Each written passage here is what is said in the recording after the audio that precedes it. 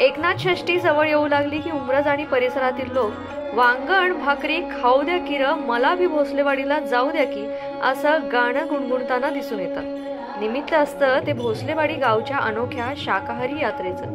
या यात्रेचं यंदाचं 280वे वर्ष आहे। साताऱ्यातल्या उमरज गावाजवळ भोसलेवाडी हे छोटंसं गाव आहे। एकनाथ षष्ठीच्या दुसऱ्या दिवशी वांग आणि भाकरीच्या अनोख्या जेवणाचं नियोजन दरवर्षीप्रमाणे यंदाही ग्रामस्थांच्या वतीनं करण्यात आलं।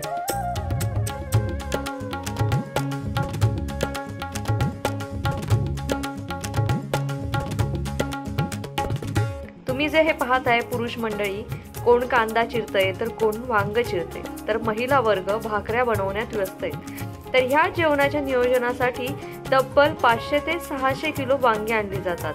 भाकरीसाठीची ज्वारी ही एकत्र घेऊन ती दळली जाते आणि ते पीठ गावात घरोघरी देऊन उत्सवाच्या दिवशी सर्व महिला या पिठापासून भाकऱ्या करतात। उत्सवाच्या ठिकाणी या भाकऱ्या ट्रॉली भरून ट्रॅक्टरमधून आणल्या जातात। तिथंच भल्या मोठ्या भांड्यात वांग शिजवून त्याची सुक्की परंतु झणझणीत अशी भाजी केली जाते।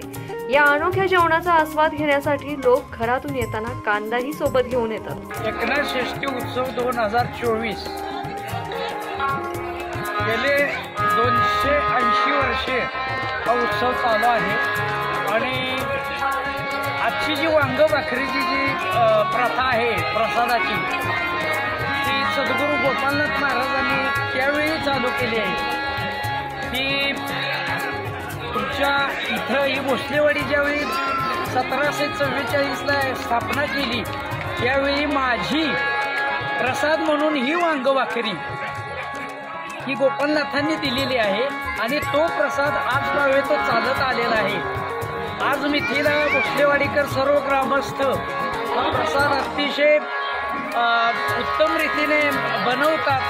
संपूर्ण आमच्या महिला मंडळी सरासरी 6 मन ज्वारी दळून आणून स्वतः 100 ते 150 घरामध्ये पीठ वाटलं जातं आणि त्या पिठाच्या जवळजवळ 10,000 माणूस जेवेल इतक्या भाकरी ते पुरवतात। त्यानंतर सरासरी 5 टन वांग लागते यासाठी। त्या आम्ही मार्केटमधून काय भक्तगण काय देतात असं मिळून 700 किलो वांग असं ते वांग्याचं कालवण इथं शिजलं जातं आणि तो प्रसाद म्हणून संध्याकाळी अख्खी पंचक्रोश आणि पै पाहुणे आणि आता तर कर्नाटक ते मुंबईपासून लोक या प्रसादासाठी येतात। हा इतका मोठीच प्रसाद आहे।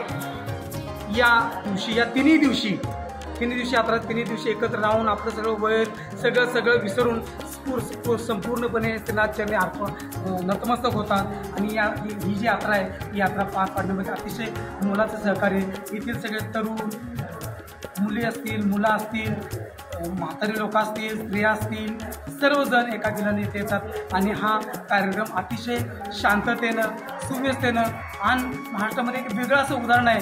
वेगळी अशी यात्रा इथं भोसलेवाडीकर भरवतात देण्याचा अतिशय आम्हाला आनंद आहे, अभिमान आहे आणि असेच सतत या उत्तरोत्तर याची प्रगती होत राहणार। शाकाहारी यात्रेच्या जेवणावर ताव मारण्यास हजारो लोक उपस्थिती लावतात।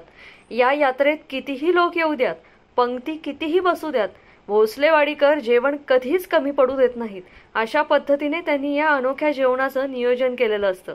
जेवणाचा आस्वाद घेतल्यानंतर लोक या जेवणाची चव आणि नियोजन याची चर्चा करताना दिसून येतात। लोकमत.com साठी साताऱ्याहून व्हिडिओ सौजन्य अजय जाधव यांच्यासह मी दुर्वा दळवी।